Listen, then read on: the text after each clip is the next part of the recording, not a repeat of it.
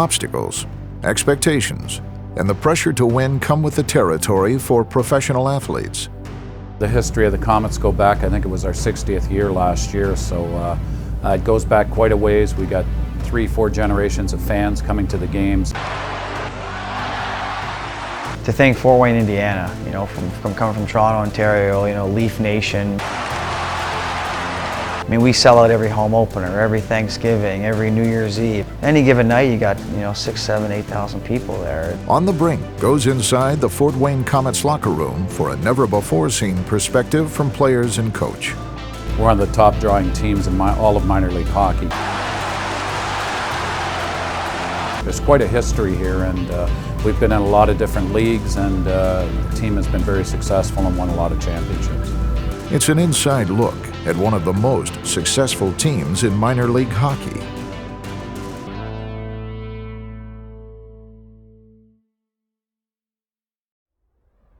Well, so far we're 7-4. This is a new league for us. We just changed leagues last year, and you know, it's a good start for us. We're up in second place in our division. It's the morning of November 17th, and the Komets are coming off a loss the night before. The players get to the arena for practice before their game tonight against the Evansville Icemen. This is all they do. They're professional hockey players, and you know, their practice is from 10 to 11 in the morning. The rest of the day is usually theirs. We might have a video session at noon some days in preparation for getting the guys ready, but most of the guys, this is what they do, and you know, they make anywhere from $400 a week to $1,500 a week.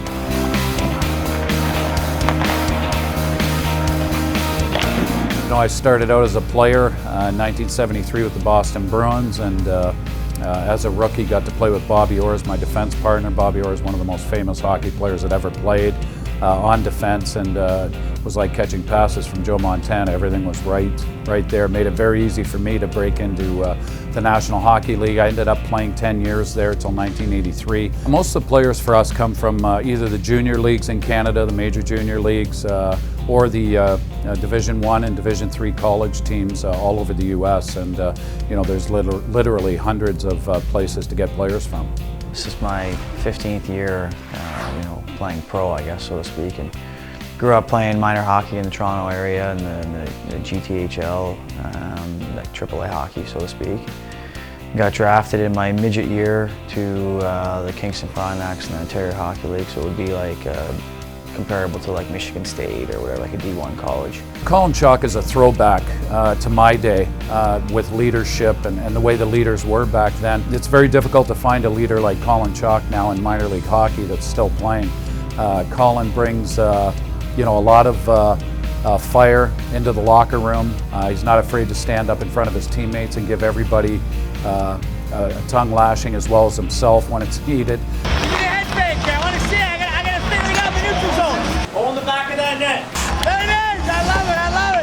My shoulder pads are about 20 years old. Yeah. More than that, yeah.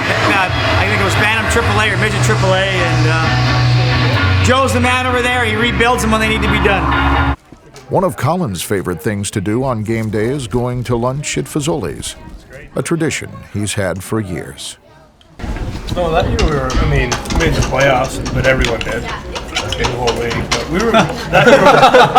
Did everyone make it? No, remember one team got left out. His mustache is a little weak from the stance compared to yours, but yours is. This is 33 years of mustache growing right here. Yes. John Michel has to do some work. Straight out of the womb. I mean, I'm 33 years old. You know, should be able to grow a mustache better than you guys. Thread the socks, right? Yeah. That's smart. Yeah. And he can never do it. You guys do that at home with the girls? No, they just throw their stuff everywhere, and you know, we take hours to separate them and, you know, put them back together. And then my 8-year-old thinks it's cool to wear, you know, mismatched socks. That's even worse because then I can't find the socks that match ever.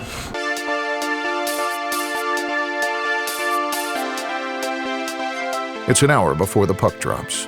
The Komets are looking for a strong performance at home after a loss the night before in which the team feels they didn't play up to potential. I like to just hang out and chill, you know. Some guys Usually the older guys, they kind of just sit in the room and hang out. The younger guys are jumping around.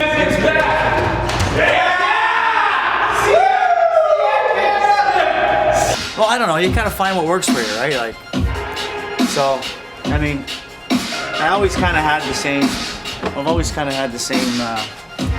setup, I guess. I tried doing that, you know, the warm-ups and the ladders and the lunges, and just as far as, I felt like it was a waste of energy as far as on game day, you know what I mean? Last night we kind of laid an egg, and we know that, and it was talked about, and we know we have to come out tonight and really get it done, especially at home, in front of the crowd, especially against a team like Evansville, who's in our division. We play plenty of times. So first of all, you know, before we talk about Evansville, talk about the game last night here, and you know, after watching it again today, I think that, you know, the biggest thing about our hockey team is, you know, last night we brought no passion and no emotion to the game, and you know, you could hear it on the bench.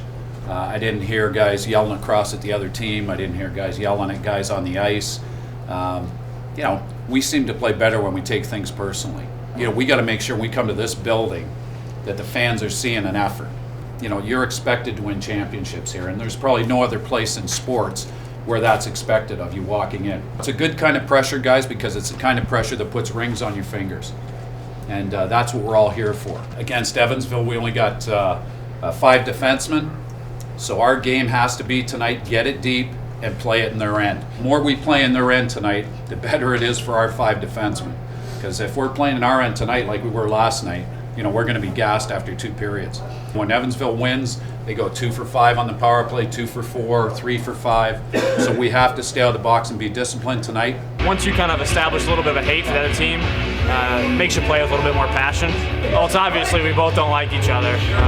We've created kind of a rivalry with these guys last year, and before they were Muskegon, and there's guys on the team that we definitely don't like, and that's why we're expecting a fun game tonight. Game notes, it's biographies of the other team's players. You know who's a shooter, who's a passer, who's tough, who's soft, just a little bit. I mean, you're not going to remember everything about everybody, but if you can retain 1 or 2 things, then it helps. Give my team a chance to win. Simple as that. Go compete, work hard. I'm a pretty blue-collar player, so I just go out and compete. It's about the effort that we put forward. We get treated great. We're expected to go out and play. I understand that. We need to put out a good effort all the time, home, road, wherever we are. Let's be ready to go. We do it for ourselves, for the guy beside you, every guy in this room.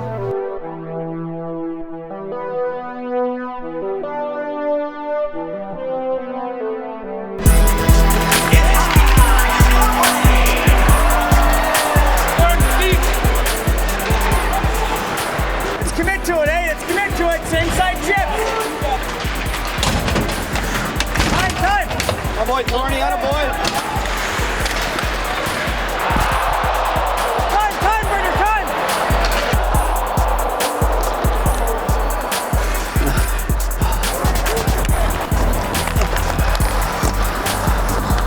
Keep getting the puck to the net, White. Keep getting the puck to the net.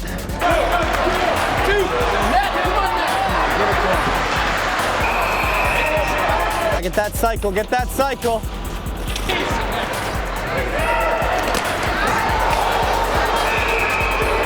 Time, skate it! Go, Bull, help! Time, Butsy, hey! Okay.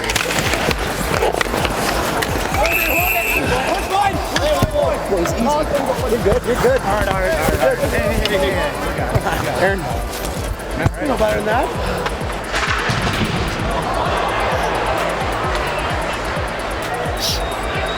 Stick on puck first, eh? Stick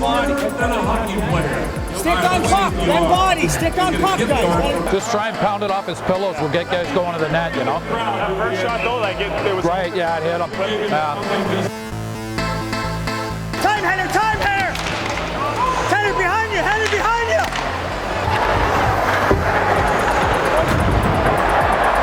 That's the way, Brandon. Remember, if you guys see Robinson coming down the wing like that, leave him out there. Okay, he's going to make the play through you if you go to him. So just leave him out there, make him shoot the puck. Above him!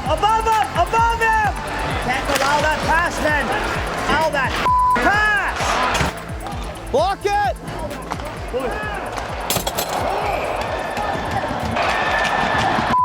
Come on, boys, get it back!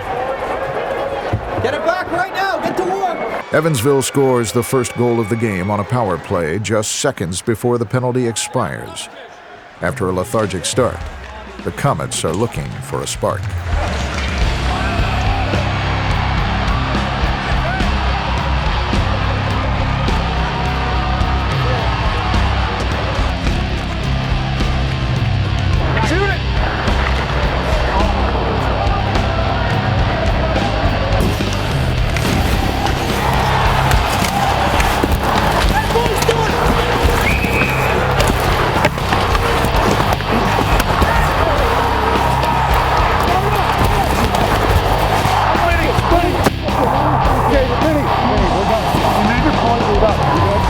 Watch that stick. It's over. It's over. I was right in front of you.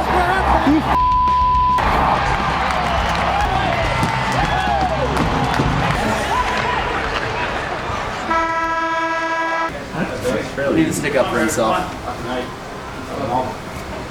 Things on like a rag doll.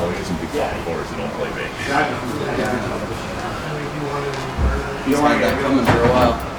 We've won 4 championships in 5 years, so there's a lot of expectations of the team and of myself and the organization, especially from the fans and from the people who hire me. So, you know, we try to win a championship every year here. We build a team that way. The expectations are high on the coach, the players, and there's a lot of pressure to play here and win. The first period comes to an end, and for the Komets and Coach Al Sims, some adjustments need to be made.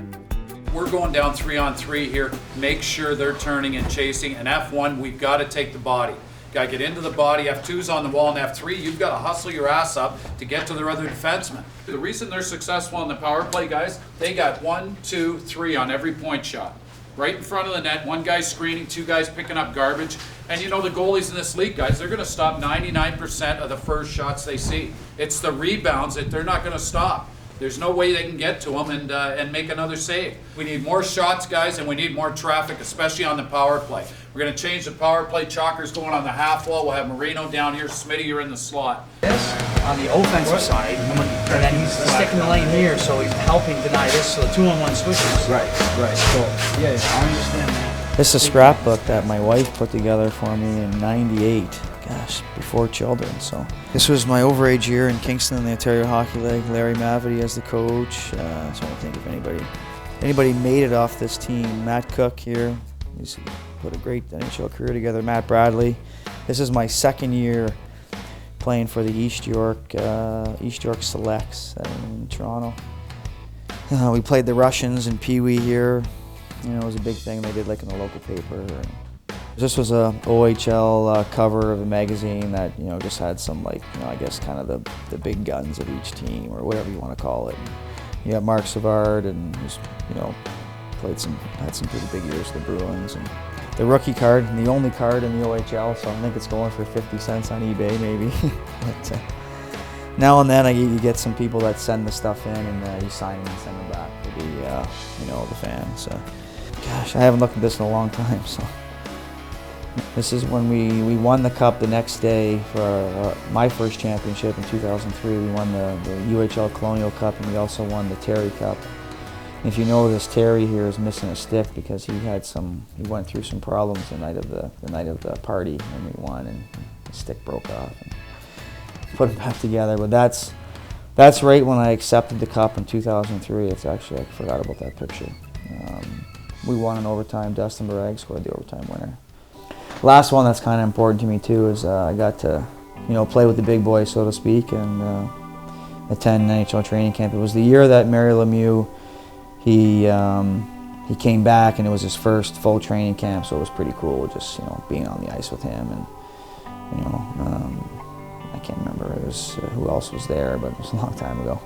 It was the day, it was actually, training camp started at 9/11. And you know, I remember coming out of concussion testing, and you know, the first plane hit the towers and hit the first tower. Sorry, and it's funny that you know, when something like that happens, you remember where you are, and you know, everything was grounded. The flights were grounded, so you know, we had flown in the day before for camp. So, you know, if that had happened, maybe I wouldn't have been able to get to NHL training camp. So luckily, I guess I got there before. But you know, it was just a traumatic time for the U.S. and it's a weird memory, I guess, I have for that time for the country and personally. So. The second period begins with the Komets playing down 2 men because of penalties.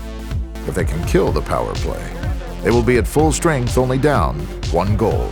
Try to be not too tight to the goalie, eh? But if you can cross his line of sight as the shot's coming, that's perfect. Deep, deep. They got one. Next center, Smitty, next center. Bring it up, that's it. Move the puck. Walk. Behind. The Komets are able to kill the power play, but on this night, penalties would be a theme for the home team. We gotta stay out of the box here, boys. Me. Offensive zone penalties. Jesus Christ. Stay above. No, Smitty, get your stick out to the point. Come on, man. No goal. No way. No way. Interference. The penalty results in a goal, putting the Komets in a 2-0 deficit.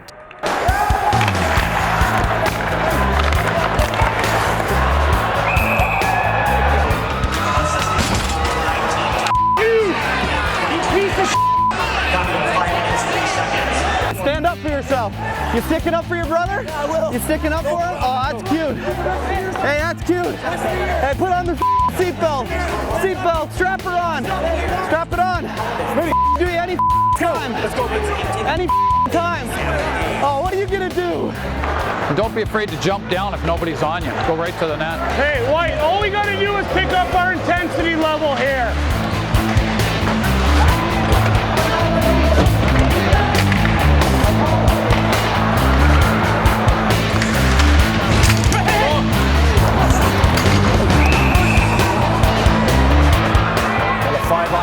For 53. The Komets will have a 2-man advantage for 53 seconds. Get in on the draw. Make sure we get possession of that puck. Unfortunately, they can't take advantage. Can't even get a damn shot on net in a 5-on-3. Jesus Christ. All we do is go back, get it, turn it over, or they get control, and we get to the red line, and we come back, and we get it, and we fumble, we dump it in, we kind of fan and turn, and we back off, and we turn over, and we go back in. It's awful back there.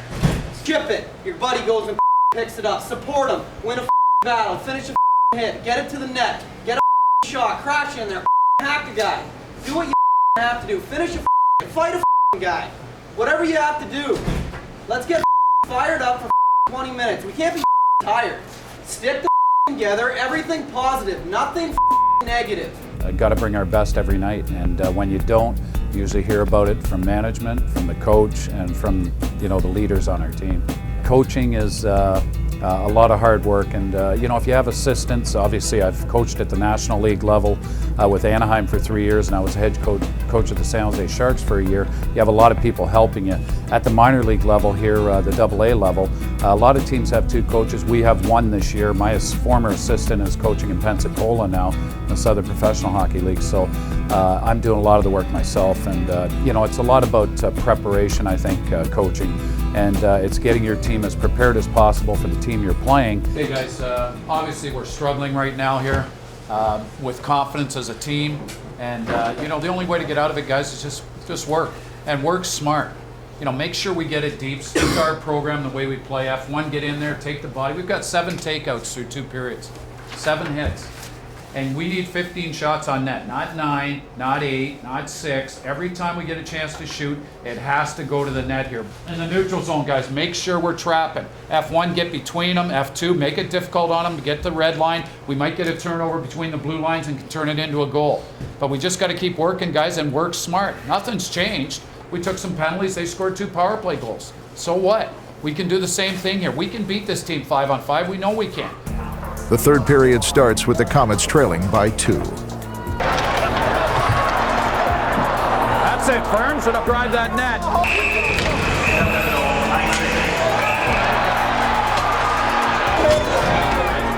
The penalties continued to mount for the Komets.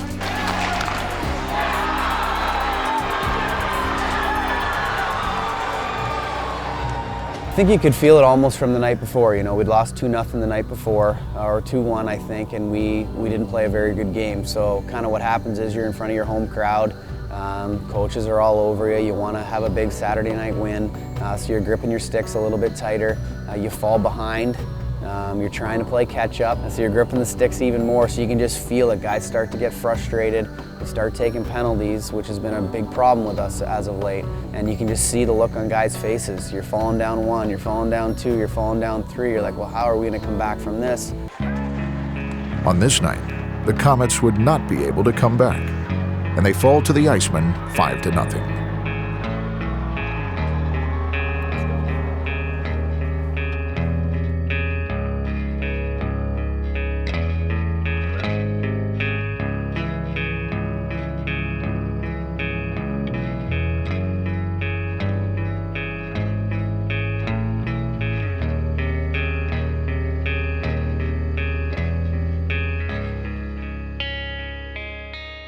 Yeah, well, obviously it wasn't a pretty Saturday night a week ago, but you know, that's kind of the way things happen.